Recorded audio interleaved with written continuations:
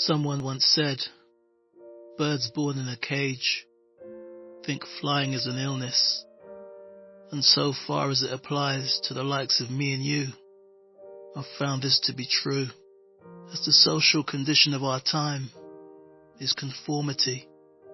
Choosing to be different, you're forced to feel like you're odd, out of place, degenerate, mad, crazy, ill, unwell, sick, difficult, disruptive, obscene, rebellious, nonconformists who need to be taught a swift lesson and should be locked away as outcasts until we learn the right way, and not to fly away on our own, but to follow and keep in line with those other ones who know not where they're heading or why, but submit to the will of strangers just because that's the way they were told, the way it has always been, and they obey without thought, in fear of rocking the status quo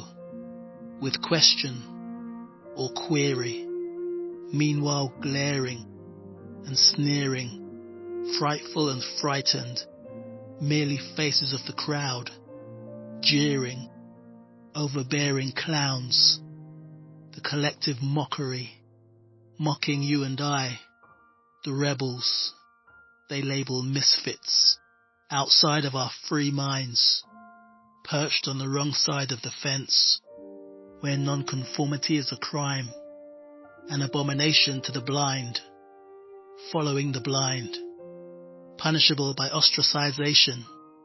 We're the strange ones, not permitted to fit in, for thinking outside the cage, existing beyond the accepted cultural norm. We're the ones in the wrong, and we've all been warned. If you choose to be different, you won't be the same as everyone else. But if we chose to be the same, then we wouldn't be being ourselves. We'd instead just be abiding by the rules, siding with all the other fools. Blindness, easily led, and our perspective skewed. But there's strength in dumbness. Psychological manipulation brings the sheep out in numbers. Lambs, led and led and led and led, until they now no longer need help. It's no trouble to cage a flock of birds when taught to happily cage themselves.